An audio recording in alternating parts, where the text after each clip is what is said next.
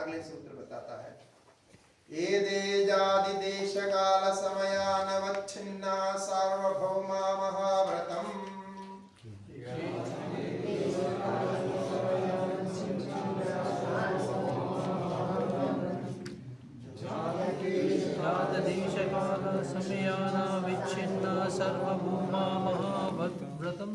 ये जो अभी 5 यम कहे गए हैं, इनको सभी स्थितियों में, सभी परिस्थितियों में अनुष्ठान करना चाहिए, नित्य अनुष्ठान करना चाहिए, इसका कोई विकल्प नहीं। ठीक है, तो इसलिए इसका नाम दे दिया, ये व्रत है महाव्रत। ये ऐसे वैसे व्रत नहीं है, ये महाव्रत है। और कैसा महाव्रत है? सार्वभौमा।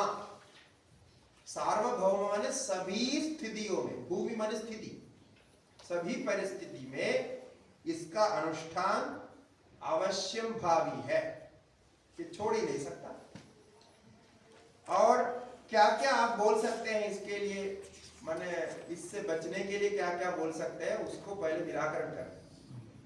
जाति, जाति माने लोग कहते हैं कि कोई कोई जाति वाले हो तो वो मार सकता है, यानी मांस खा सकता है, मछली खा सकता है, ये सब खा सकता है, वो मारने के लिए तो उसका अधिकार है। कोई जाति को लेकर होता ही है, अलग अलग जाति के जो होते हैं। यहाँ इस साधन में जाति को लेकर के भी कोई भेद नहीं, सभी को, जो यदि आप योग साधन करना चाहते हैं, ये साधन का अनुष्ठान करना चाहते हैं, तब तो आपको जाति का हिसाब से करने का कुछ भी नहीं, आप हिंसा कर ही नहीं सकते। कल मैं बताया था, कोई भी अभी धर्म के हिसाब से तो क्षत्रिय का अलग, इसका अलग, इसका अलग सब है, लेकिन यहाँ ऐसा नहीं। यहाँ तो पक्का आपको ये करना है तो ये पालन करें, जाति के हिसाब से भेद नहीं कर सकते। एक तो हो गया। दूसरा, देश के हिसाब से, देश के हिसाब से ऐसे भी लोग क्या है बोलते हैं कि जैसा पुण्य तीर्थ है, जैसा अभी हमारे यहाँ सब जगह चलता है, मंदिर के 1 किलोमीटर दूर में शराब के दुकान, मांस के दुकान, ये दुकान, वो दुकान सब नहीं होना चाहिए।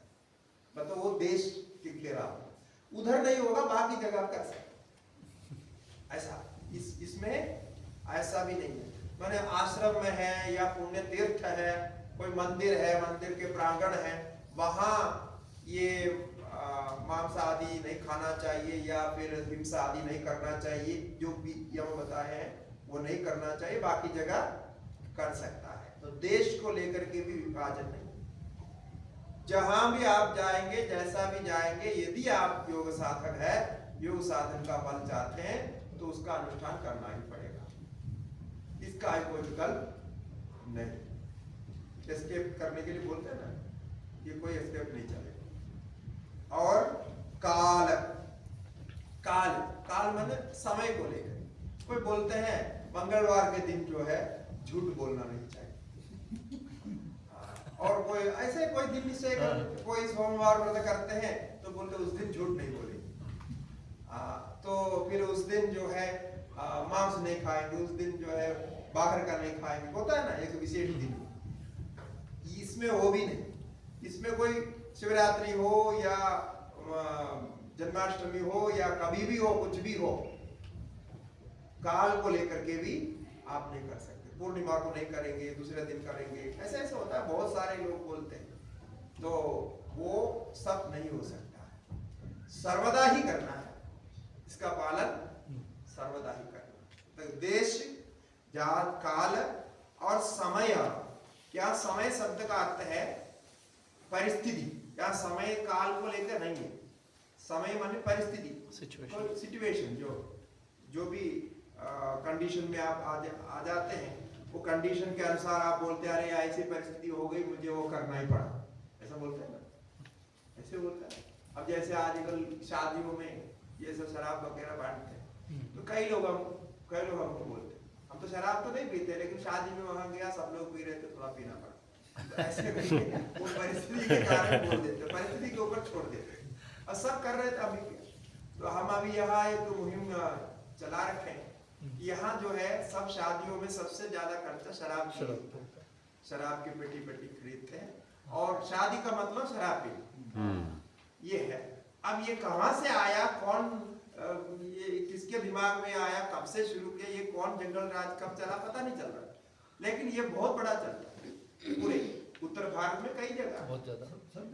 हाँ, तो हमारे शास्त्र के अनुसार या कोई भी शिष्टाचार के अनुसार शराब का प्रयोग शादी विवाह आदि मंगल कार्य में नहीं हो सकते, क्योंकि आपके जीवन में सबसे बड़ा मंगल कार्य जो मंगल शब्द से प्रयोग होता है वो एक ही है, वो क्या है, विवाह।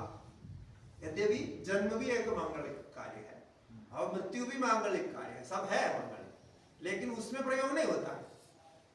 मांगलिक मुहूर्त किसको कहते हैं, विवाह मुहूर्त को कहते हैं।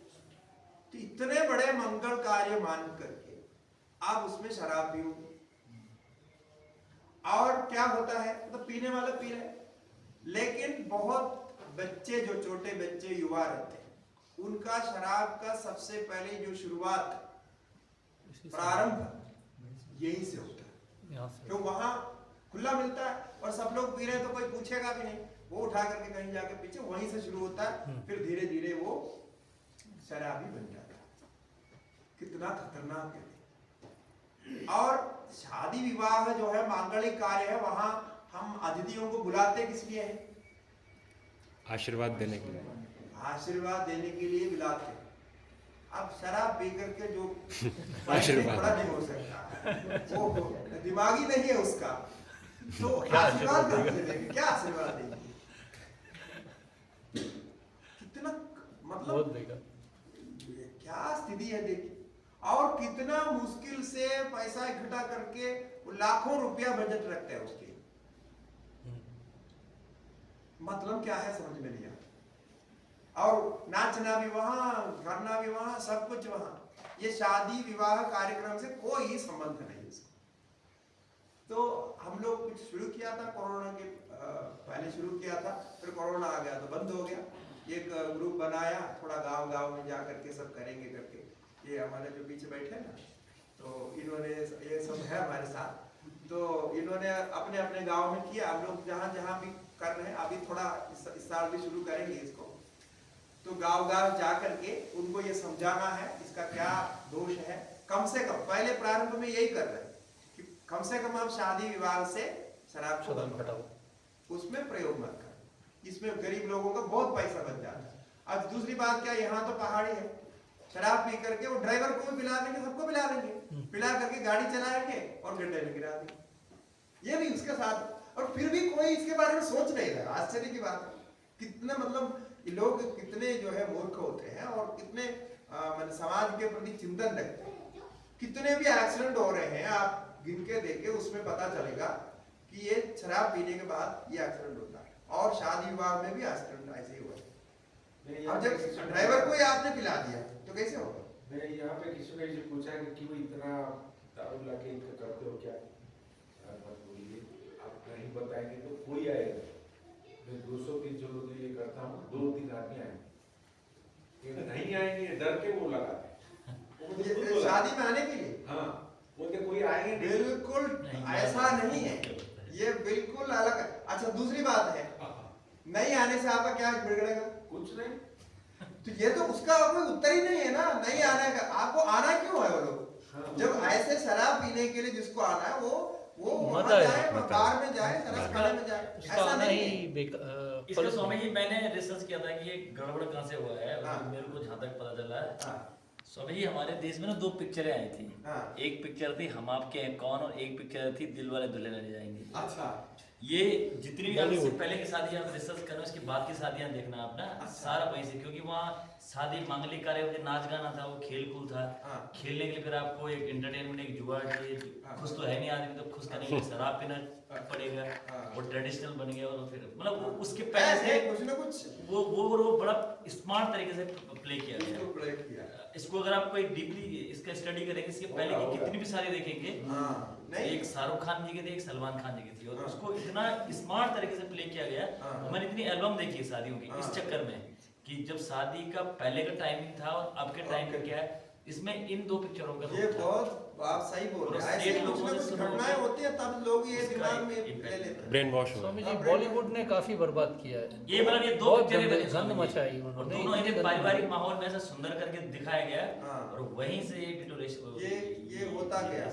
तो ये जो है इसका बहुत बड़ा जो है ये परिस्थिति जैसे होते हैं ना चारों तरफ, यद्यपि समाज की दृष्टि से हम कितने भी अच्छे कार्य करें, अब देखिए पैसा कमा रहे हैं लोग, अब 1000 रुपया जो कमाता है प्रतिदिन, यदि वो 400-500 रुपया शराब के लिए खर्च कर तो देखो घर पर कैसे चला है।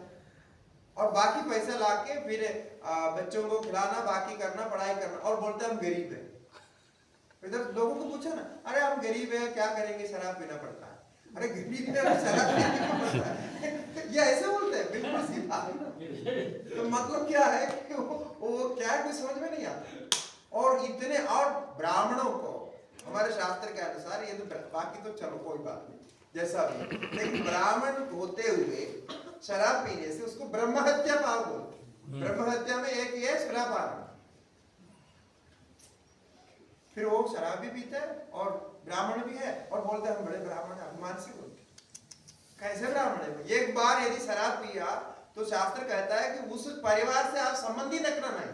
वो ब्राह्मण तो गया, वो तो बिल्कुल शूद्र बन गया, लेकिन कुछ भी बन गया, लेकिन उससे कोई संबंध नहीं रखना बोलता स्पष्ट। क्यों? ब्रह्म हत्या हो गया। ब्रह्म हत्या हो गया तो आप ब्रह्म हत्या जिसकी हो गई है ना, उसके साथ आप संबंध रखेंगे तो आपका ब्रह्म हत्या का फल देगा। तई सह अनुतिष्ठन ये भी बोला है, उसके साथ संपर्क रखने वाले को। इतना सब शास्त्र में कहा है। हमारे समाज में इतने तो लोग तो समझाते हैं, कथाकार सब लोग समझाते हैं, लेकिन ये सब बेअसर है, कुछ का असर नहीं होता और उसमें पूरा बर्बाद कर देते। हमारे बहुत सारे दोस्त हैं स्वामी जी, जो अपने घर में बाहर बना के रखे हैं सब। हाँ बस करते हैं वो बहुत गलत है और वो होगा नहीं, क्योंकि ये क्या है, उसका कुछ कारण है, उसका कुछ साइंटिफिक कारण है। ऐसा करने से पूरा बिगड़ता है, वो जीन से कनेक्टेड है, वो ऐसा कर नहीं सकते आप। आपका दिमाग खराब हो जाएगा और परिवार खराब हो जाएगा, शाप लगेगा, कुछ भी आएगा, आपको संतोष नहीं मिलेगा। ये सत्य है। इसलिए ये परिस्थिति को लेके बोल रहे हैं, समय माने परिस्थिति बना करके फिर उसी के कारण आप ये सब करेंगे, ऐसा भी नहीं हो सकता। देखिए पतंजलि महर्षि कितने बड़े हैं, उन्होंने पहले ये सब देखा है और सबको उन्होंने छोड़ दिया, रख दिया, क्योंकि ये सब आप बोलेंगे ऐसा है, जाति है, देश है, काल है, समय है, तो बोलते ये सब आप नहीं कर सकते हैं। अनवच्छिन्ना सार्वभौमा भारत, सभी स्थितियों में आपको इन नियमों का पालन करना ही चाहिए। हमारे गांव में समझे ना, दो जो हुई व्यवस्था है कि अभी क्या कि शादी के चक्कर में आदमी ना फिर भागवत कथा करा रहा है, उसमें ये नियम है कि भागवत कथा में फिर वो शराब का वो नहीं हो पा रहा है। हाँ, एक ने उसके एक तोड़ निकाला उसका जुगाड़ की, एक तो अभी हुई 2 लड़कों में सर अभी 10-12 दिन पहले, एक पहले हुई थी। लेकिन उसने क्या किया, दूसरे दादाजी ने कि उसको समझाया, उसके समझ में तो आ गया, लेकिन शादी खत्म होने के बाद ब्राह्मण ने कहा कि 1 हफ्ते तक तुम, अब ये ब्राह्मणों की बड़ी समस्या है कि वो ब्राह्मण दक्षिणा के चक्कर में उन्होंने कहा कि 3 दिन तक आप कहीं बाहर मत जाना, कुछ नहीं कर सकते, 3 दिन बाद आप कुछ भी कर सकते हैं। तो 3 दिन बाद उसने फिर गांव के लिए एक पार्टी रखी, मतलब शादी होने के बाद जो है, भागवत कथा होने के बाद वो एक जुगाड़ वो ऐसे ही करना पड़ेगा, धीरे-धीरे। हाँ धीरे-धीरे, कम से कम पहले ये शादी का समय से निकाल दे, फिर जो है बाकी बाहर करो, ऐसा करो। उसका इकोनॉमिक्स समझाया उसको कि दारू में 4-5 लाख खर्चा आएगा, ब्राह्मणों को 11 हजार देगा, 7 ब्राह्मण है, 1 लाख खर्चा आएगा, तो तेरा 3 लाख का फायदा हो गया, तो तेरा झगड़े खत्म हो गए। तो ऐसा करके थोड़ा सा ऐसा करके करना पड़ेगा, युक्ति से समझाना पड़ेगा, तो होगा, कभी ना कभी होगा। आप लोग प्रयत्न करेंगे, इतना तो करना चाहिए, क्योंकि ये बहुत अनर्थ है, अनर्थ है, बहुत बड़ा अनर्थ है। ये बहुत ही major issue, international issue sir. ये वेस्टर्न सब हुआ है, इसलिए सब मतलब क्या है, वो कॉपी कर रहे हैं, नकल कर रहे हैं। बता रहे हैं उसके असर पड़ता है, पिक्चर में जो बता रहे हैं उसका असर पड़ता है पिक्चर समाज के ऊपर। सीरियल तो वो सेंसर भी अभी मतलब वो वहां से कट करना चाहिए, ऐसे सीन निकालना। नहीं अभी शुरू किया है, वो शराब पीते हुए दिखा नहीं सकते, कई चीजें अभी कानून शुरू किया है। शौच संतोष तपस्वाध्यायेश्वर प्रणिधानानि नियमाः शौच संतोष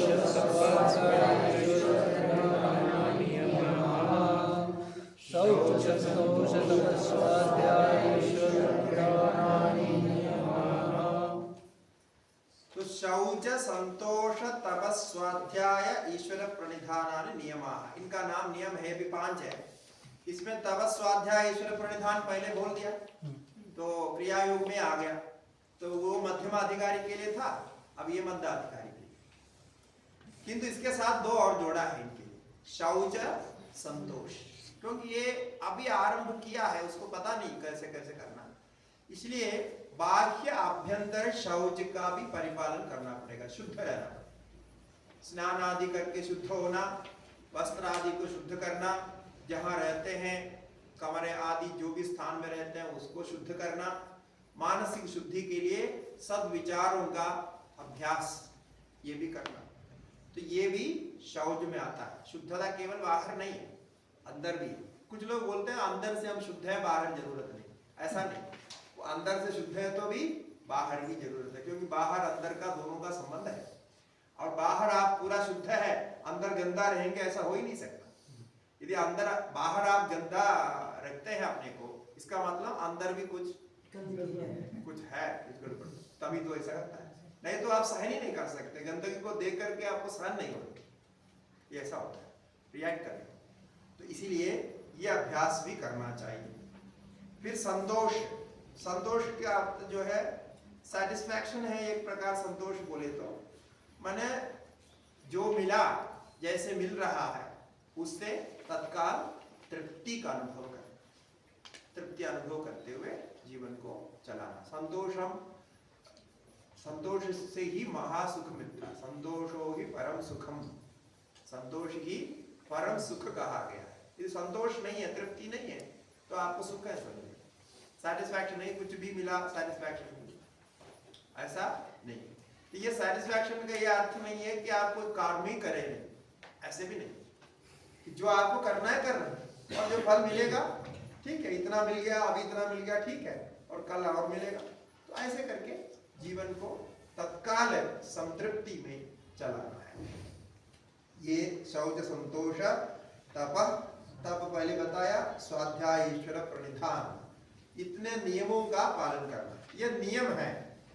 नियम का अर्थ ये हमेशा करना है ये जरूरी नहीं, किंतु नियत रूप से करना ही है। जैसा आप स्नान की बात है, हमेशा स्नान तो करते रहेंगे नहीं, एक बार करेंगे, 2 बार करेंगे दिन में, जैसा भी नियम से इसको करना है। और जितने भी है, अभी स्वाध्याय भी है, निरंतर स्वाध्याय होगा ऐसा नहीं, लेकिन पहले जो यम बताया था वो तो निरंतर करने का, उसमें कोई कभी करना कभी नहीं करना ऐसा नहीं, ये तो नियत रूप से करना है, मतलब जो हम शेड्यूल बना करके नित्य रूप से इसको अभ्यास करना चाहिए। ये है शौच संतोष तपस्वाध्याय ईश्वर प्रणिधानानि नियमाः। हाँ, अब जो है कहते हैं कि बात तो सही है, आपने अच्छी अच्छी बातें की, यम का पालन, नियम का पालन करना चाहिए, बोलते हैं इसमें बहुत बाधाएं आती हैं। हम करने शुरू करते हैं तो कोई हमारे जो साथी है वो मानता नहीं, वो डिस्टर्ब करता है, कोई और डिस्टर्ब करता है, कुछ भी करता है, कोई कुछ बोलता है, बहुत सारी समस्याएं हैं, बाधाएं हैं, तो इसका क्या करेंगे? तो बोलते हैं ये बाधा आने पर भी आप मन में विचार करो उसको रोकने की।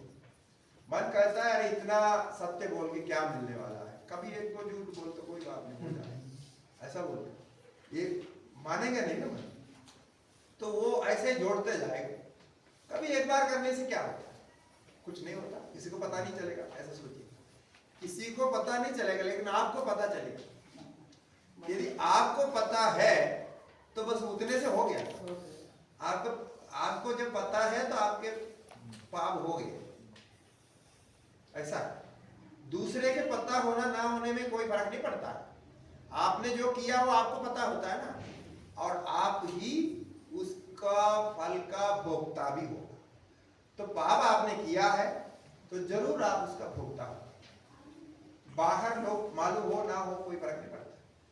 ये है इसका रहस्य, क्योंकि कर्म है, ये कर्म आप उसको विधान नहीं कर सकते, आपके वश में नहीं है। कर्म किया तो फल आएगा, मालूम हो ना हो। हमारे यहाँ कहा गया कि जो पुण्य और पाप ये दोनों है ना,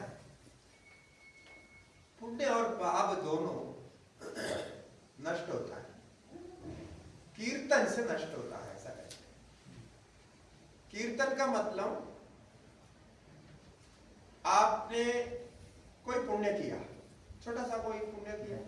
पुण्य क्या है? कोई प्यासा व्यक्ति आया आपके घर में, पानी मांगा, आपने एक गिलास पानी दे दिया, एक पुण्य कार्य हो गया, किसी को पानी पिलाया। लेकिन इतना पुण्य कार्य करके सबके सामने आके बोलता है, फिर दूसरे दिन जब दोस्तों को मिलेंगे, देखो हमने एक गिलास पानी पिलाया उसको, फिर वो एक चाय पिलाया, ऐसे कुछ भी बोलता है कोई करता। तो कहते हैं कि पुण्य कीर्तन से नष्ट होता है। अर्थात वो पुण्य किया आपने, 10 आदमी के सामने बोल दिया, कीर्तन माने बोलना, सबके सामने बोलना, बोल दिया तो वो पुण्य नष्ट हो गया। इसलिए गुप्त दान बोलते हैं, गुप्त दान का बड़ा महत्व है। पुण्य किया हुआ बोला तो नष्ट हो जाएगा, ये पक्का है। सबसे शॉर्ट मतलब सबसे जल्दी आप उसको नष्ट करना चाहते हैं, ये एक तरीका है। इसी प्रकार पाप भी आपने किया, कोई गलत काम किया, बड़ा पाप किया, वो भी यदि सबके सामने बोलेंगे वो भी नष्ट होगा। उसको कुछ और प्रायश्चित की जरूरत नहीं, एक सभा बुला दो और मतलब गेट टुगेदर बुला दो और बोलो मैंने ऐसे ऐसे गलतियां की, तो पाप भी नष्ट होता है। तो पुण्य भी कीर्तन से नष्ट होगा, पाप भी नष्ट होगा। किंतु होता क्या है, पुण्य के लिए तो हम करेंगे, गेट टुगेदर बुला के सबको बताएंगे ऐसे ऐसा मैंने किया, लेकिन पाप के लिए नहीं करते। और पाप के लिए जो करते हैं वो उससे बच जाता है। और ये कहते हैं तुरंत उसको शुद्ध मानना चाहिए, यदि ऐसा हो सबके सामने खुला बोलता है, पाप कभी नहीं बोलता। पाप करके भगवान के सामने बोलने से वो नहीं होता है। भगवान के साथ, भगवान तो जानता ही है, आप भगवान को बोलने की जरूरत नहीं। भगवान तो सबके सामने, मनुष्य के सामने, भगवान के सामने बोलने से आपको थोड़ा शांति मिलती है, वो तो ठीक है, बात सही है, वो गलत नहीं है, लेकिन उससे पूरा साफ नहीं होगा, क्योंकि भगवान किसी का पुण्य पाप लेता नहीं। वो कविता में आता है, पाप तारो प्रकाश जाडेजा धर्म तारो सोमवार रे, तारी बेडली ने बुढ़वा नहीं दो। आता है सही। भगवान ने गीता में क्या कहा मालूम है? नादत्ते कस्यचित् पापं न चैव सुकृतिनं विभो अज्ञानेनावृतं ज्ञानं तेन मुह्यन्ति जन्तवः। मैं जब बोलता हूँ लोगों को भगवान पुण्य पाप नहीं लेते तो लोग विश्वास नहीं करते। अब मैं थोड़ी बोल रहा हूँ, भगवान ने स्वयं बोला है गीता में कि नादत्ते कस्यचित् पापं, मैं किसी का पाप नहीं लेता हूँ। लोग मेरे पास आके भजन करते हैं, पाप देने के प्रयास करते हैं, लेकिन मैं ले नहीं सकता हूँ, क्योंकि ले लेंगे तो पक्षपात हो जाए, और भगवान पक्षपाती नहीं होता, इसलिए किसी का पाप मैं नहीं लेता। फिर क्या पुण्य लेते हैं? न सुकृतम विभु, सुकृत माने पुण्य, सुकृत भी नहीं लेता हूँ, न पाप लेता हूँ न पुण्य लेता हूँ। अब जो पुण्य पाप किया है मैं जानता हूँ इसने पुण्य पाप किया है, उसको फल मिलेगा, बस वही है।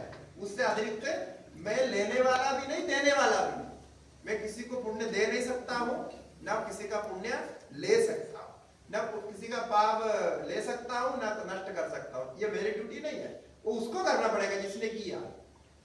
यही है, इसीलिए भगवान तो सुनेंगे, सुनने के बाद में ठीक है भाई आशीर्वाद, आपने कम से कम इतना बोल दिया तो आपको मन को थोड़ी शांति मिलेगी, इतना तो होगा, लेकिन नष्ट नहीं होगा। नष्ट तो कर्म फल आकर के होगा, लेकिन कीर्तन से नष्ट होता है, ऐसा कहा है। वो डिवाइन लाइफ सोसाइटी में एक गाना सुनाते हैं, वो प्रेम मोदिता मन से कहो राम, तो उसमें एक ना लाइन है, पाप कटे दुख मिटे लेते राम का नाम। तो प्रार्थना के लिए तो ऐसे बोलते हैं, हमारी इच्छा तो रहती है। अच्छा, इच्छा से, वैसे वो ऐसे नहीं होने वाला। हम तो चाहते हैं ना हमारे पाप सब भगवान ले ले, हमको फ्री कर दे। जी जी जी, वो नहीं चाहता, वो चाह हम बता रहे हैं, लेकिन वो भगवान ले नहीं सकता, क्योंकि टेक्निकल प्रॉब्लम हो जाएगा, फिर पक्षपात हो जाएगा। यहाँ तक सरकार भी पक्षपात नहीं कर सकते, और तो फिर भगवान कैसे करेगा? भगवान तो बहुत बड़े सरकार है, और कैसे करेंगे? नहीं कर सकते। और जैसे मतलब ज्योतिष में अगर कोई ज्योतिष बताता है कि ये मतलब आप दान करो या ये आप, वो प्रायश्चित है, वो प्रायश्चित है, उसका ठीक जो है वो प्रायश्चित मतलब उसका बराबर करो, ठीक। इसके लिए हम बोल रहे हैं। तो ये बाधाएं ऐसे आते हैं, तो आपके पुण्य पाप इत्यादि से जो भी आता है उसके लिए ये प्रयोग है। वितर्क बाधने प्रतिपक्ष भावनम, वितर्कवादने प्रतिपक्षभावनम् वितर्कवादने प्रतिपक्षभावनम्। तो वितर्कों से बाधित होता है। वितर्क माने ये जो कहा है ना, जैसा अहिंसा का वितर्क है हिंसा, सत्य का वितर्क है असत्य, और अस्तेय का वितर्क है स्तेय, चोरी करना। ये जो है, ऐसे भाव आपके मन में कभी आए तो प्रतिपक्ष भावनम, उसका ऑपोजिट थिंकिंग करना चाहिए। अरे हमने इतना प्रयत्न करके अहिंसा का परिपालन किया, अब जो है हिंसा करना ठीक नहीं, इतने साल से हम सत्य का परिपालन कर ले, अब झूठ बोलना ठीक नहीं, ऐसे उसका विपरीत भावना स्वयं करनी चाहिए। तब क्या है, वो चले जाता है। कभी कभी मन चंचल होता है, करने के लिए प्रेरित होता है, तो उसको रोकने का प्रयास स्वयं करना चाहिए। इसका नाम है प्रतिपक्ष भावना। वो आकर के आपका अटैक करता है तो ऐसे करना चाहिए। तो बोलते हैं ये वितर्क किस प्रकार से होते हैं, कौन है, तो इसके अगले सूत्र में कहा, वितर्का हिंसादयः कृतकारितानुमोदिता,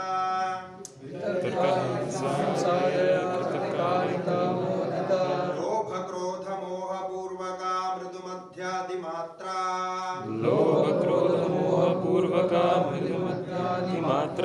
दुःख ज्ञानानंद फला इति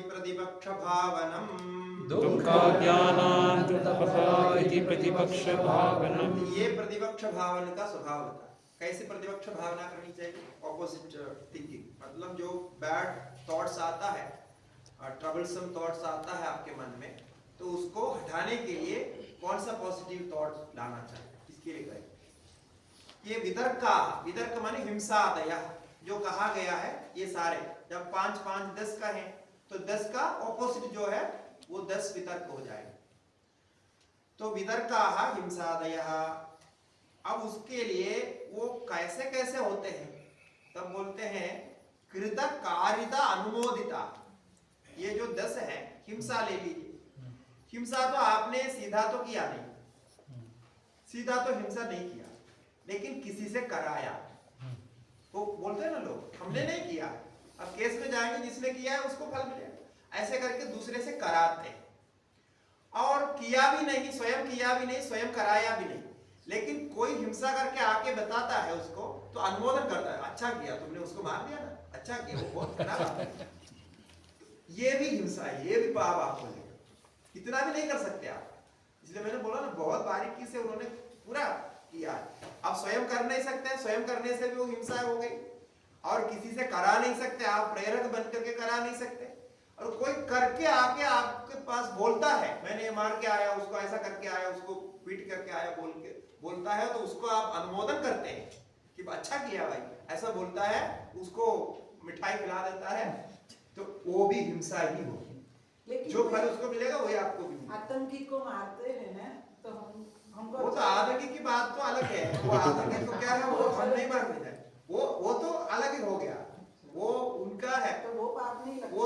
वो पाप नहीं है, वो क्या है, वो तो पुलिस का धर्म है, जो पुलिस है, सेना है, जो राजा है, वही करेंगे, वो हमारा नहीं, हम आतंकी को भी नहीं मार सकते। नहीं, वो मारते हमको अच्छा लगता है। हाँ, वो अच्छा लगता है, लेकिन योगी है तो अच्छा नहीं लगता, नहीं लग सकता। योगी है तो वो अनुमोदन नहीं कर सकते, मारने का अनुमोदन किसी प्रकार नहीं कर सकते। ये है, आपको अनुमोदन करने की जरूरत नहीं, मार गया तो मार गया, चलो अभी इसमें क्या है। ये बड़ा मुश्किल है, इसलिए बोला ना, ये 2 तरह के मैंने शुरू में बताया, एक तो धर्म के अनुसार, दीदी को कांग्रेचुलेशन भी करते हैं सब। अरे हम करते हैं, वो करने वाले करते हैं, उसका तो है, लेकिन एक योगी होने के नाते ये जो साधन के दृष्टि से, अब कारण क्या है मालूम है, इसका साइकोलॉजिकल कारण है। हम तो केवल सोशली थिंकिंग कर रहे हैं, धार्मिक रूप से सोशली थिंकिंग कर रहे हैं, इसका साइकोलॉजिकल रीजन है। ये क्या चाह रहे हैं कि आपके मन में हिंसा का बीज ही ना हो, ऐसा चाह रहे हैं। अब आप अप्रिशिएट किया, उसका अर्थ क्या है, आपको उसके प्रति रुचि है। जैसा आप जो है सिनेमा देखते हैं, सिनेमा में किसी को मारते हुए, पीटते हुए, गोली मारते हुए देखते हैं, तो आपको अच्छा लगता है, सिनेमा देख करके, पैसा दे करके देख के आते हैं, लेकिन उसके अंदर से भी वो संस्कार बनेगा। ये यहाँ तक देखते हैं पतंजलि, बोलते हैं उससे आप हिंसा तो नहीं किया, लेकिन हिंसा करते हुए देख करके आपको अच्छा लगा तो उसका संस्कार आपके अंदर चला गया। बच्चों को देखे, इसके लिए उदाहरण बच्चे हैं। बच्चे को आप सिनेमा दिखा दो और लड़ाई फड़ाई का दिखा दो, वो बाद में आकर लड़ाई फड़ाई करके दिखा दो। क्यों करता है? क्योंकि उसका रिफ्लेक्शन उसके मन में हो जाता है, और ऐसा देखते देखते वो संस्कार बनेगा, फिर ऐसा काम वो करेगा पक्का। इसका मतलब क्या है कि वो संस्कार बन रहा है, वो कर्म बन रहा है। आपने किया नहीं, लेकिन किया जैसा संस्कार बनता है, इसलिए वहां रोकना पड़ेगा उसको। अप्रिशिएट करेंगे तो वो अच्छा लगेगा आपको, तो वो अंदर जाएगा। ये है इनका। इसी प्रकार सत्य आदि का भी ऐसे ही। हिंसा अगर मन में किसी ने करी, कोई थॉट प्रोसेस में, जब गुस्सा आ जाता है किसी इंसान को, मन में थॉट आया कि उसको मार दे या थप्पड़ मार दे, दैट इज आल्सो हिंसा। हिंसा है, हिंसा है, बिल्कुल। क्योंकि वो प्रेरणा ही हो बेचारी, क्योंकि पहले वहीं से शुरू होता है। इसका विस्तार से भाष्य में बताया है कि पहले विचार से ही शुरू होता है, बाद में एक्शन में तो बाद में आता है। इसलिए वो नहीं कर सकते, कृतकार्यता अनुमोदिता नहीं होगा। तो 3 हो गया, 3 कैटेगरी। और ये भी लोभ क्रोध मोह पूर्वका, ऐसे हिंसा आदि भी 3 प्रकार के होते हैं, उसके भी 3 वेरिएशन। अभी इंटू करते जाना है, ठीक है? तो 10 पहले हो गया, 10 को अभी 3 कर देना है। ये 3 है, कृतकार्यता अनुमोदिता, 3 और वैरायटी हो गया उसमें। फिर वो भी इंटू 3 हो गया। कैसे? लोभ से किया हुआ कोई हिंसा है, लोभ से किया हुआ, अपने कोई मतलब से पैसा किसी से हटने के लिए या कुछ भी करके लोभ से किया कोई भी कार्य। क्रोध से किया, शत्रुता भाव से किया, कुछ लूटने का अभिप्राय नहीं था किंतु शत्रुता भाव से किया, अथवा मोह से किया, गलत फहमी से। इसमें जितने भी देखिए कितने सारे हिंसाएं, मारपीट जो है मोह से होता है, मतलब गलत फहमी हो गई, सही ज्ञान नहीं हुआ, मोहित हो गया, तो उससे भी होता है। तो लोभ क्रोध मोह, इससे किया हुआ। तो एक ही हिंसा कृतकार्यता अनुमोदित, लोभ क्रोध मोह, इसमें से कोई भी आया। फिर उसमें अभी डिग्री ऑफ कंपैरिजन कि इसमें भी बड़े अधिक क्रूर होता है, कुछ थोड़ा मंद होता है, थोड़ा अधिमंद होता है। तो मृदु मध्य अधिमात्र, इसमें मात्रा है, ये भी नहीं होना चाहिए। आपको मृदु से मृदु भी नहीं होनी चाहिए, तब जाकर के आप पक्का हिंसक है। तो मृदु मध्य अधिमात्र, और इसी में वाचिक कायिक मानसिक, ये भी आएगा, इसमें जोड़ना पड़ेगा। ये अंडरस्टूड है, क्योंकि होता है तो इसी से है। या तो वाचिक, जैसे किसी को बोलते हैं, मारा तो नहीं है लेकिन उसको बोल दिया मैं मार दूंगा तुम्हें, बस ये भी उसको मारने जैसा है। और तुम कैसे आदमी है, तुम मनुष्य नहीं हो, तुम बंदर हो, तुम मूर्ख हो, ऐसे बोल दिया तो भी उसको मारने जैसा है। जैसे महाभारत में कथा है ना, किसी को अपमानित करना भी उसको मारने जैसा है। जो सम्मानित व्यक्ति को यदि सबके सामने अपमानित करते हैं तो उसकी हत्या, मान की हत्या, तो वो भी होती है। तो मृदु मध्य अधिमात्र 3 हो गया, मतलब स्लाइट, मीडियम और इंटेंस, इस प्रकार। और इतना तो हो गया ये हिंसा आदि के वेराइटीज, ठीक है।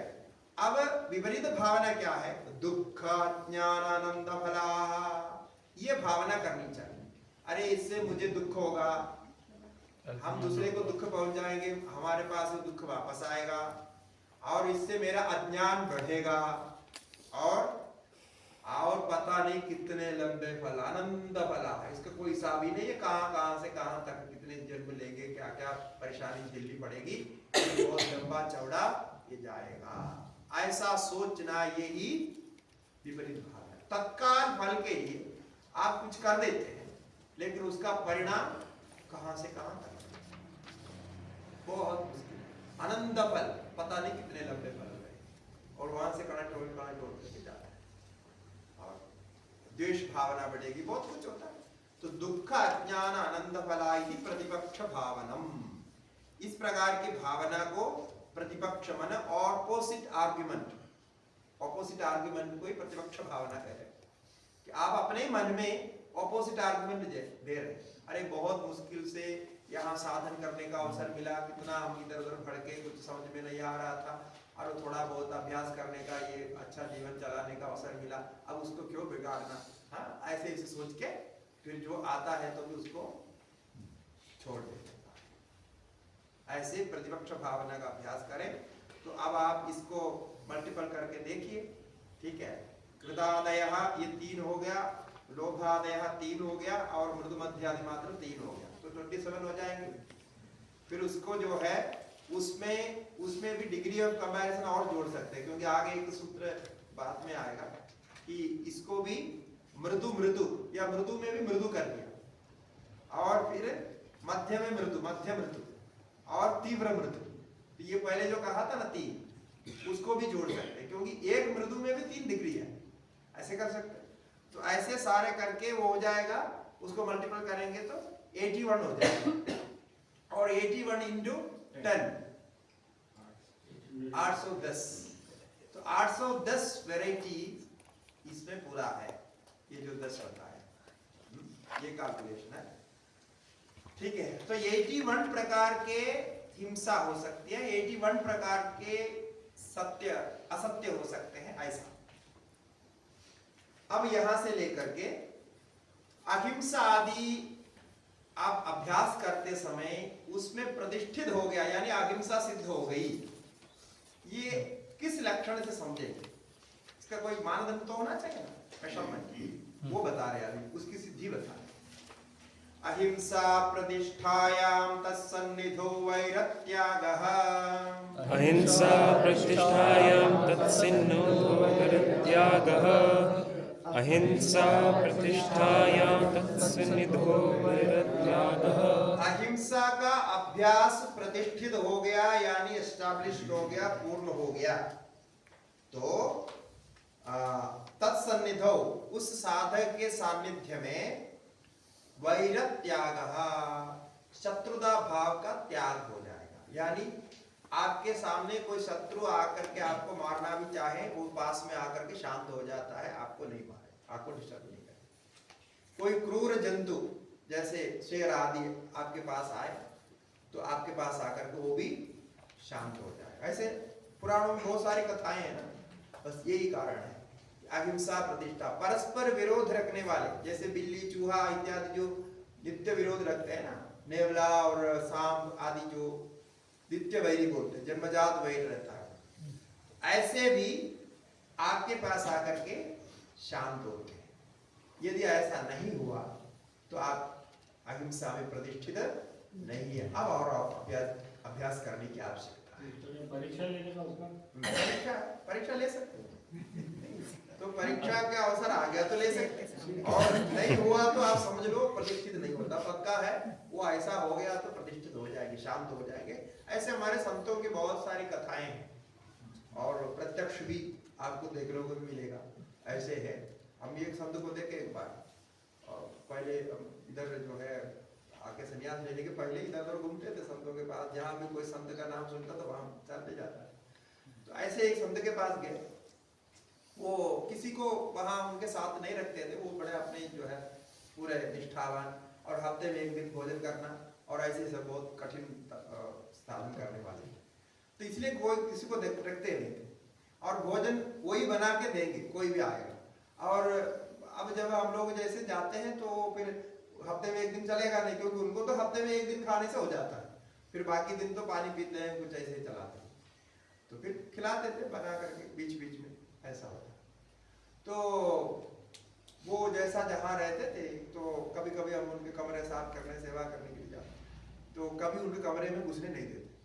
तो हमने कई बार पूछा क्यों है, बोलता है उसके अंदर सांप बिच्छू सब रहते हैं, इसलिए आप जाएंगे डिस्टर्ब हो। हमने सोचा ऐसे मजाक में बोल रहे हैं, सांप बिच्छू के बीच में थोड़ी कोई कुछ होता है। तो फिर हमने ऐसे पूछते रहा कई बार, तो एक बार जो है उन्होंने बोला ठीक है यदि तुम्हारी इतनी इच्छा है आप लोग करो। मैं और भी एक था, हमारे साथ एक दोस्त और थे, तो हम अंदर गए, सांप का सच में उसके अंदर कितने सांप निकले, हम तो डर गए। तो वो ऐसे जगह फूं करके एक वो, तो हमको पहले लग रहा था ये क्या भ्रम हो रहा है, सच में 3 सांप तो हमारे सामने नीचे वो खिड़की के बाहर चले गए। तो फिर वो जब तक स्वामी जी आ गए, हम तो चिल्ला के बाहर आ गए। तो वो बोले कि कुछ भी देखा तो अब कुछ करना नहीं उसको, ऐसा बोला था पहले हम। तो हम बाहर भाग के आ गए, तो बोला क्या हुआ, तो मैंने बोला था करके वो बोलते। तो फिर हमने पूछा आप कैसे ये इतने सांप सब रखे, आप वहां सो रहे सब कुछ कर। बोले कि मैं उसको नहीं डिस्टर्ब करता और वो हमें भी डिस्टर्ब नहीं करते। और इसलिए कोई दूसरा जाते हैं तो भी शांति से बैठे तो कुछ नहीं करता है। आप जब डर जाते हैं तो वो भी डर जाता है, तो वो चले जाते हैं। ऐसे वो भी बड़े जहरीले सांप, ऐसे सांप नहीं, और उधर ही सोते हैं। अब बोलते हैं कभी वो सांप बाहर जाके चूहा को पकड़ के लाता है, कुछ करता है तो गंदा हो जाएगा। बोलते हैं ऐसा कभी नहीं किया। सांप जाएगा जाके खाने के लिए, वो जो ढूंढेगा वो ढूंढता होगा, वो भी इनको पता नहीं है। और ऐसे एकदम खुला रखा, ऐसा संभव है। तो ऐसे करते हैं। वो इतना किसी से कोई द्वेष नहीं करना, ये भाव रखते हैं। अब वो पूरे प्रतिष्ठित है ये भी नहीं कह सकते, लेकिन कुछ तो उनका अभ्यास अच्छा था, इसलिए तो ऐसा रह रहे। और एक मतलब सांप जहाँ रहते हैं ना, वहाँ एक बदबू टाइप का होता है, वो सांप का ही अपना स्मेल जो रहता है। ऐसे वो तो पहले से लग रहा था, कोई लोग बोल रहे थे इसके अंदर ऐसा स्मेल आ रहा है कि जैसा सांप का स्मेल आ रहा है, तो ऐसा बोलते थे लोग। लेकिन यह ऐसे हंसते, कुछ नहीं बोलते, वो उसका उत्तर नहीं देते। तो बाद में फिर हम लोग प्रत्यक्ष देखा और फिर कहा कि किसी को बोलना नहीं, कैसे इधर सांप रहता, फिर बाकी लोग कोई आएगा नहीं, मेरा तो फिर मुश्किल हो जाएगा। ऐसे बोलते थे मजाक में, लेकिन ये संभव है, ऐसा देखा। सत्य प्रतिष्ठायां क्रियाफलाश्रयत्वम्, सत्य प्रतिष्ठायां क्रियाफलाश्रयत्वम्, सत्य प्रतिष्ठायां क्रियाफलाश्रयत्वम्। तो सत्य में प्रतिष्ठित होने पर इसकी परीक्षा ये है कि आप जो भी संकल्प करेंगे उसका फल अवश्य होगा, मिलेगा। क्रिया फल आश्रयत्वम्, क्रिया का फल मिलेगा, आपके संकल्प सिद्ध होंगे, क्योंकि आपके पास सत्य विचार ही आएगा जो सत्य होना होता है, अन्यथा विचार नहीं आएगा। तो क्रिया फल आश्रयत्वम्, क्रिया फल आश्रय हो जाएगा, सब प्राप्त हो जाएगा। आपके जो संकल्प करेंगे वो पूर्ण होकर रहेगा। ये एक लक्षण बोला है, और भी बहुत सारा इसका प्रयोजन है। तो आध्यात्मिक दृष्टि से भी इसका बड़ा प्रयोजन है। सत्य का परिपालन करेंगे, आपका विचार शुद्ध होगा, और आत्मा का जो ज्ञान, जो भी आप ध्यान ज्ञान प्राप्त करते हैं, वो सब प्रतिष्ठित रहेगा। अस्तेय प्रतिष्ठायां सर्वरत्नोपस्थानम्, अस्तेय प्रतिष्ठायां सर्वरत्नोपस्थानम्, अस्तेय प्रतिष्ठायां सर्वरत्नोपस्थानम्। कहते हैं अस्तेय प्रतिष्ठित होने पर सभी ओर से रत्न धन आदि सब आपके पास आ जाएंगे, यानी आपको कुछ कहीं पूछना नहीं पड़ेगा, केवल आप अस्तेय में प्रतिष्ठित हो जाए। किसी का कोई माल चोरी नहीं करता हो, तो आपके लिए जो आवश्यक है वो भी आएगा, और भी जो भी कुछ है आपके पास आ जाएगा, अपने आप आ जाएगा, लोग लाकर लेंगे। ऐसा होता है सर्व रत्न उपस्थानम। इसमें ये जो शब्द है इसका कई अर्थ कई लोगों ने किया, तो क्या उद्देश्य से पतंजलि ने कहा यह स्पष्ट नहीं है। कि सर्व रत्न उपस्थानम का अर्थ ये भी हो सकता है कि ये एक विश्वस्त व्यक्ति है, बिल्कुल सच्चा आदमी है, ऐसा सोच करके, क्योंकि पहले जमाने में बैंक नहीं होता था, बैंक की व्यवस्था नहीं थी ना, तो लोग अपने पास से धन आदि ला करके इनके पास बैंक जैसा संभाल देखभाल करने के लिए रखते हैं। तो ये विश्वस्त आदमी, ये कोई चोरी नहीं करेगा, इसमें गोलमाल नहीं करेगा, ऐसा करते। ये भी हो सकता है, ये भी संभव है। तो ये उपस्थान शब्द ही प्रयोग किया है ना, कि वो आपका आवश्यक है, और उनको इतना रत्न आदि की क्या आवश्यकता है, भी नहीं हो सकता। तो ऐसा हो सकता है, इस दृष्टि से भी हो सकता है। जैसा भी हो, उनके पास आवश्यक सब कुछ आ जाएगा, ऐसा होता है। इसलिए योगी लोगों के पास आते हैं, वो कुछ कहते नहीं, उनके पास जो भी जरूरत है लोग आकर के देते हैं, तो देखा ही है सब लोगों को होता है। तो इसका कारण क्या है, वो इसी भाव से रहते हैं, किसी से कोई लेने की इच्छा नहीं रखते हैं। जो लेने की इच्छा नहीं रखते हैं तो भी उनके पास आवश्यक सब आ जाता है। ब्रह्मचर्य प्रतिष्ठायां वीर्यलाभः, ब्रह्मचर्य प्रतिष्ठायां वीर्यलाभः, ब्रह्मचर्य प्रतिष्ठायां वीर्यलाभः। इस प्रकार ब्रह्मचर्य नियम के अनुसार ब्रह्मचर्य का पालन करके उसमें प्रतिष्ठित होने पर वीर्य यानी शक्ति प्राप्त होती है, स्ट्रेंथ प्राप्त होता है, यानी मानसिक रूप से, शारीरिक रूप से, बौद्धिक रूप से सब एक विशेष शक्ति प्राप्त होते हैं, जिसको ओजस ऐसा कहते हैं। ओजस, इसका नाम है ओजस। ओजस और तेजस अलग है। तेजस माने तेज, वो अलग है। ओजस माने बुद्धि के लिए होता है, बुद्धि और मन इसमें स्मृति आदि बहुत स्पष्ट रहते हैं और उनके विचार में स्पष्टता रहती है और बहुत कुछ गुण इसका कहा गया है शास्त्रों में, ये शक्ति प्राप्त होती है। अपरिग्रहस्थैर्ये जन्म कथंता संबोधः,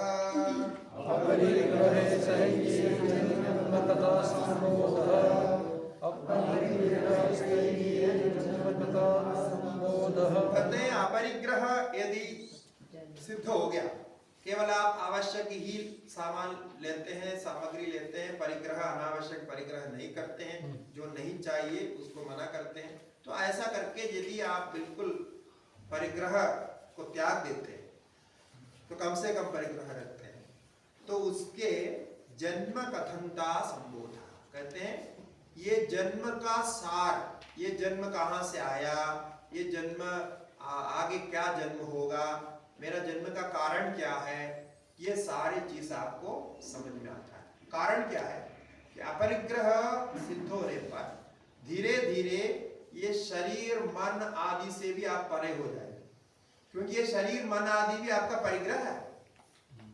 जो बाह्य परिग्रह तो ये है ही, ये भी आपने परिग्रह किया। कैसे?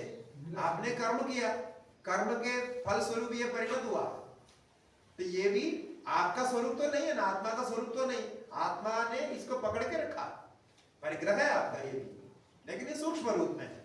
तो जब बाह्य परिग्रह सिद्ध हो जाता है तो उनको ये आंतरिक परिग्रह सिद्ध हो जाएगा और अंदर से उनको ज्ञान हो जाएगा कि मैं इन कर्मों के कारण इस शरीर में आया हुआ हूं और इन कर्मों के कारण मैं आगे शरीर में जाऊंगा या नहीं जाऊंगा, ऐसा रहता है।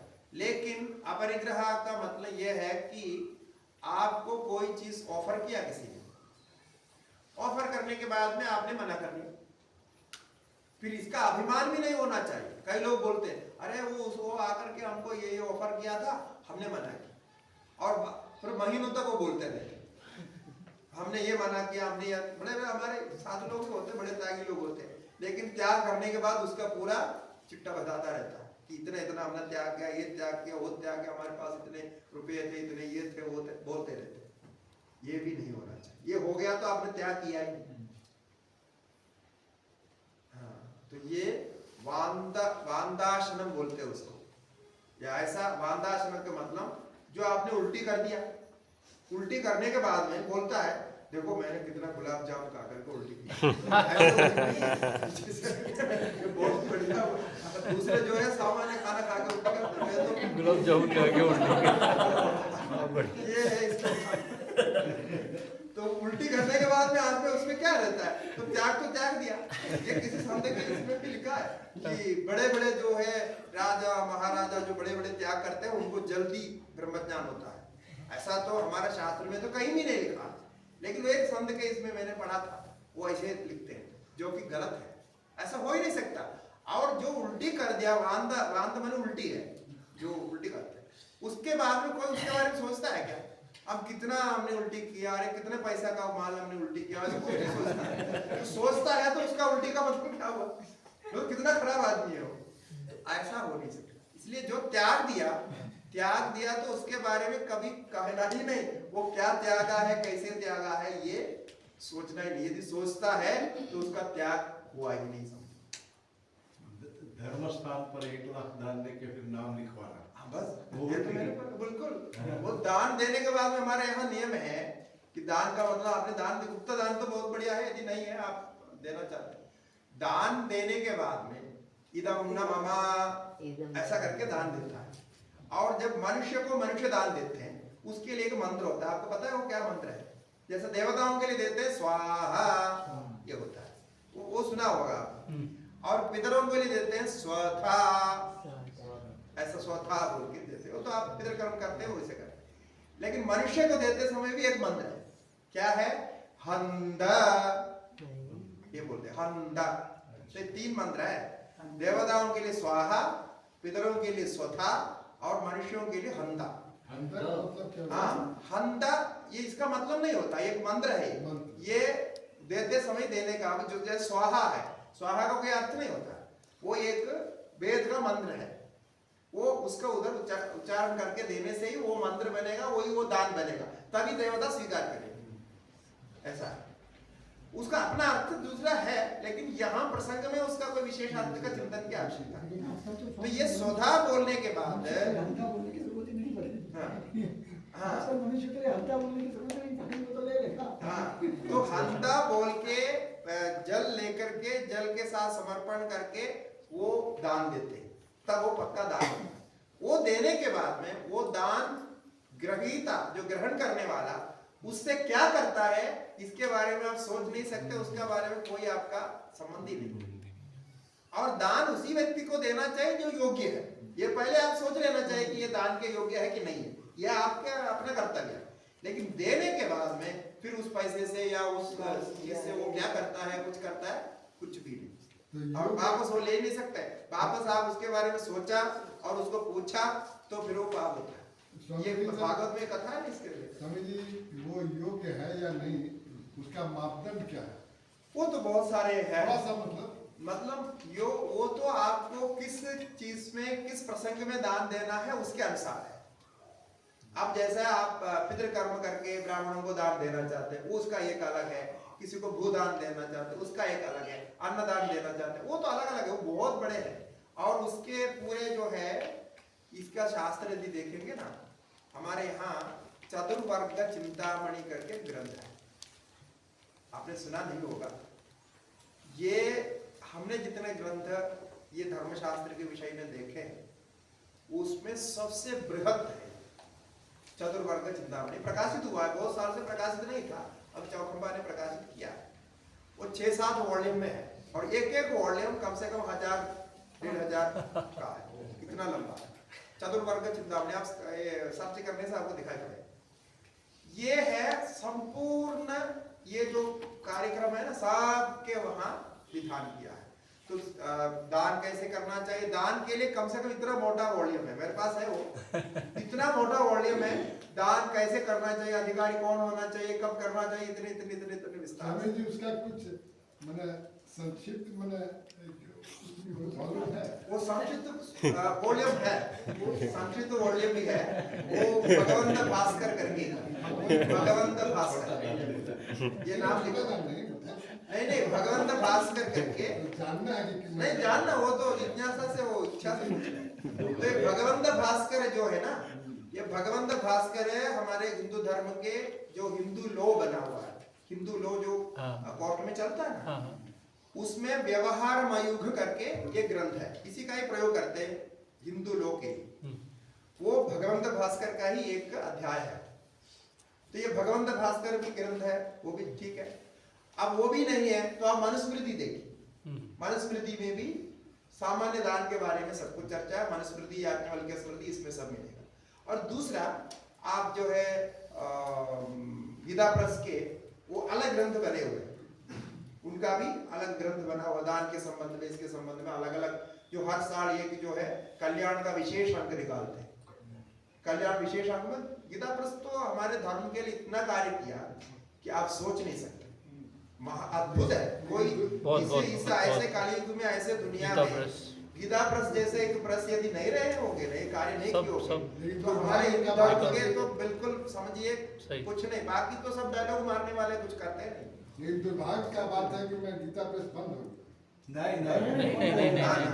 नहीं बंद हुआ। वो क्या है, कुछ चलो क्राइसिस हो गया था कोरोना के समय में, तो क्राइसिस हो गया था, वो तो दान दे के लोगों ने बराबर कर दिया। क्या उनका भी क्या बड़ा नियम है, वो क्यों है, वो लोग एक तो बहुत कम पैसा लेते हैं, पुस्तक जितने आप देखेंगे उतने में वो छपाना बहुत मुश्किल है। अच्छा, पहले क्या है, सरकार उनको पेपर फ्री में देते थे, रिडक्शन में देते थे, कम पैसा में, मतलब 1000 रुपए का पेपर को 100 रुपए में देते थे। किंतु बाद में जैसे सरकारें बदलती गई, ये सब रिडक्शन वाले सिस्टम सब लगभग खत्म है। तो अभी पेपर का क्वालिटी भी बदल गया, वो पहले जैसा पेपर नहीं, पेपर को बहुत दाम है, एक एक जो है पन्ना जो है आप खरीदने जाओगे कितना लग रहा है, तो पहले 5 पैसा में 10 पैसा मिलता है, अभी तो 80 पैसा 1 रुपया है, तो बदल गया। तो ऐसे पूरा सिस्टम उनका चटपटा है, मतलब इसमें डामाडोल हो गया कि कहाँ कैसे तो करना। अच्छा, दाम वो बढ़ाना नहीं चाहते, वो तो उनका जो भी है वो पक्का है। और दान भी वो सभी से लेते नहीं, प्रचार नहीं करते, प्रचार के लिए एक पैसा खर्च नहीं करते। तो ऐसे बहुत सारे उनका रूल नियम है, वो नियम के अनुसार ही पूरा धार्मिक रूप से चलता है। और जो वहां कार्य करते हैं, सेवा करते हैं, उनको भी कम पैसा देता है सेवा भाव से, इसलिए कई नौकरी करने वाले भी काम नहीं करते हैं। और वो लोग भी जितना मिलता है उतना से उनको काफी नहीं होता होगा, तो वो भी उनको समस्या हो गया। ऐसे बहुत सारे, उसका हमने पूरा एक रिपोर्ट स्टडी किया था कि क्या क्या रीजन है उनको ये सब फेस करना पड़ता। तो फिर भी उन्होंने बोला हम छोड़ेंगे, तो वो करते हैं, वो कर रहे हैं। अभी तो सरकार भी अनुकूल है, सरकार भी मदद कर रहे हैं, सब कुछ कर रहे हैं। अब ऐसा तो बंद नहीं होगा, उनका अवार्ड भी दिया इस बार, हाँ, तो वो सब कुछ किया, तो वो उस हिसाब से चलेगा। लेकिन बहुत बड़ा कार्य किया, बहुत बड़ा कार्य, ये आप उसका आंकलन नहीं कर सकते कि कितना बड़ा कार्य किया। किताबें नहीं, दवाइयाँ भी रखते जी, हैं, सब कुछ है। तो ये उनके पास ऐसी किताबें आपको मिल जाएगी, इंग्लिश में तो कम है, हिंदी में बहुत ज्यादा। तो यही अपरिग्रह स्थैर्य में जन्म कथनता प्रमुख था। जन्म के बारे में सब ज्ञान आपको हो जाएगा कि अपरिग्रह स्थिर हो गया तो ये सब कुछ आएगा। लेकिन जैसा मैंने कहा, जो दोनों तरफ से दान करने के बाद भी अभिमान नहीं होना चाहिए और अपरिग्रह करने के बाद भी अभिमान नहीं होना चाहिए। किंतु हमारा स्वभाव ये है, थोड़ा बहुत भी अच्छा कार्य हम करते हैं तो वो सबको घोषित करते रहते, बोलते रहते, हमने ऐसा किया, ऐसा किया। वो अच्छा ठीक है, किसी को प्रेरणा देने के लिए आप कहना चाहते हैं तो वो कह सकते हैं, लेकिन अपने अभिमान से कहना ये अलग है। तो प्रेरणा देने के लिए कहना पड़ता है कि ऐसे ऐसे हो गया, तो हमने ऐसा किया था तो ये फल मिल गया, तो वो सुन करके दूसरे प्रेरित होते हैं, ये एक अलग दृष्टि है। किंतु अन्यथा इसका अभिमान तो नहीं रखना चाहिए। ये यहां तक हो गया। अब जो है यहां से आगे नियमों का फल बताते हैं। शौचा स्वांग जुगुप्सा परैर संसर्गः,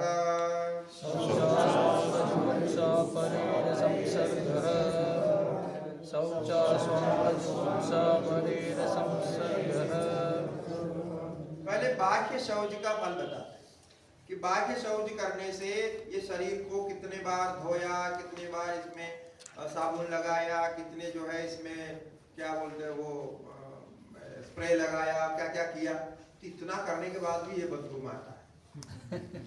ऐसा सोचेंगे ना, तो कभी ना कभी तो सोचेंगे, ये तो कर ही रहा है ऐसे। तो शौच के अभ्यास करने से आपको शरीर के प्रति अनासक्ति सिद्ध हो जाता है। स्वांग जुगुप्सा, जुगुप्सा माने अनासक्ति, घृणा भाव। अरे ये शरीर कितना भी करो ये ऐसा ही है, ऐसा सोच के शरीर से अलग होने का भाव सिद्ध हो जाए। इसलिए शौच करना चाहिए, यानी साफ सफाई रखने का प्रयास करना चाहिए। ये भी साइकोलॉजिकल रीजन है, बाकी तो होता ही है, लेकिन मन में इसका असर तो आएगा। करते करते तो सोचेंगे अरे कितने बार स्नान करना पड़ता है। ये सब हमारे यहाँ तो नियम के अनुसार कम से कम 3 बार स्नान करना, जैसे हम साधु लोग होते हैं ना, 3 बार तो स्नान करने का है नियम। अब वो हम ठंडी है तो ये सब देख करके कम से कम 2 बार तो करते हैं। तो 2 बार स्नान, फिर वो उसके साथ जो भी क्रिया है वो सब वो भी करना है। फिर इतना ही नहीं, यदि आपको आप बाहर गए कुछ मतलब मालिन्य में या कोई गंदगी में आपने स्पर्श किया और ऐसे कुछ किया, मतलब होता है बाहर, तब भी आकर के स्नान करना है, आचमन करना, प्राणायाम करना, ये सब नियम रखा। तो यही बड़ा काम होता है। अब कितने बार करेंगे तो सोचेंगे ना ये कितना गंदगी है, ऐसा सोचेंगे। तो ये स्वांग जुगुप्सा इसमें होगी। और परैर संसर्गः, वस्तुओं में, बाह्य चीजों में वस्तुओं को आप स्पर्श नहीं करेंगे, क्योंकि स्पर्श करने से अशुद्ध हो जाए। वैसे कोरोना के समय में क्या कर रहे थे, तो तब तक हम लोग ये सब बोलते थे, लोग मानते नहीं, दूसरे को स्पर्श नहीं करना चाहिए, ये हमारा इसमें लिखा है, सैनिटाइज करना। हाँ, तो अब उस समय क्या है, दूसरे को स्पर्श नहीं करना, दूसरे के पास नहीं जाना, फिर ये सब था। तो कितना ये पहले से था, कोरोना तो अभी आया है, लेकिन पहले से ये था। कई बीमारियां ऐसा फैलते, आपके कितने भी मित्र हो क्यों ना हो, लेकिन स्पर्श जो है परस्पर रोग आदान प्रदान करना, ऐसा करना चाहिए। तो परैर संसर्गः यानी केवल मनुष्य की बात नहीं है, अन्य भी, जैसा अभी यहाँ हाथ नहीं लगाना है, तो हाथ नहीं लगाना चाहिए, क्योंकि यहाँ हाथ लगाएंगे इधर का धूल हमारे हाथ में लगेगा, फिर खाने के बाद पहले धोना पड़ेगा, फिर बाद धोना पड़ेगा। तो अब इसमें स्पर्श करने के लिए कोई भी स्पर्श ना करना, ऐसा सब जगह एयरपोर्ट में सब जगह लिखा हुआ था, आपने देखा होगा। तो तब हम याद किया, देखो भरत जी ने बोला वही लागू है, तो लिखता है कहीं टच नहीं करना, जितना हो सके टच नहीं करना चाहिए। तो वही है परेर संसर्ग। तो अनावश्यक स्पर्श ना करें कोई ऐसी चीज को, तब क्या है आपकी शुद्धता बनी रहे। ऐसा स्पर्श किया तो फिर हाथ धोना चाहिए, फिर मुंह धोना चाहिए, सब करना चाहिए। और कुछ खाया पिया तो मुख धोना चाहिए, खुला करना चाहिए। हाँ, तो यहाँ तो लोग तो केवल भोजन करने के बाद करते, कई लोग आजकल भोजन करने के बाद भी नहीं करते। पहले तो भोजन करने के बाद तो कम से खुला करते थे, वो भी लोग छोड़ दिया, बोलते दिन में एक बार हम कर लेते, रात को कर लेते, हो जाता है। और दिन भर बिना खाते पीते पानी पीते हो, लेकिन खाना पीना भी साफ समझ चलते फिरते होता रहता है। हाँ वो भी होता है, खड़े होकर के करते हैं, वो सब क्या बोलना है। मतलब अंदर बैठ करके खाना अच्छा ही नहीं लगता, वो बाहर खुले में ही खाना था। वो आप जैसा देख करके कैसे कैसे बाहर रखते हैं, वो बिल्कुल धूल और वहां का बदबू का, वो बस उसके ऊपर वही खड़े होकर के खाते हैं, और मजा आता है। इसके बगैर टेस्ट नहीं आता है ना, हैं? इसके बगैर टेस्ट नहीं आता। नहीं आता है, वही है वो जो उसमें जो विशेष टेस्ट बनता है ना, उसका रहस्य वही है। वो घर में कभी नहीं बन सकता, घर में जितने साफ रहते हैं उससे वो टेस्ट बनेगा नहीं, थोड़ा गंदगी मिलने से वो टेस्ट आता है। इससे बीमारियां फैलती है, लोग मरते, फिर भी वो खाते ही खाते हैं। वो आदत ही वो समझते ही नहीं। पता नहीं क्या है। तो ये सब बहुत लंबा है, मैं उसमें नहीं जाना चाह रहा था, क्योंकि ये सब विवादित विषय है, कुछ लोग पसंद नहीं करते हैं, कुछ लोग बोलते हैं नहीं हम बाहर ही खाते हैं, उसमें क्या होता है, ऐसे सब होता है, ये वो सब बोलते हैं। और वहां जाकर के गप लगाना, फिर क्या क्या करते हैं, और फिर ऐसे ही, और प्लेट वहां जो जिसमें खाते हैं सब लोग उसमें खाया, उसको ठीक से धोते भी नहीं, वो ले जाके पानी में डालते, और ऐसे करके नहीं कैसे करता है वो। और ये रास्ते में ये चाय वगैरह आप देखते हैं ना, ये जो ट्रेन में चाय, वो चाय कहाँ से बना के लाते हैं, वो पूरा बाथरूम से पानी देते हैं, तो कैसे कैसे पीते हैं। वो पीना चाय पीना चाहिए, बरो एक समय चाय नहीं पीने से नहीं चलेगा, ऐसा होता है। इसलिए ये सब जो है, ये सब शुद्धता के संबंध में बहुत कुछ जानकारी की जरूरत है। इसको ये लेकर के बोलते हैं शौचा स्वागत गुस्सा परेर संसर्ग। ये बाह्य शौच के बारे में कहा। अब आंतरिक शौच का फल आगे सूत्र में बताएंगे, अभी हमको चाय पीने का यहाँ तो गंगा जल का चाय बनता है। यहाँ तो प्रसाद है।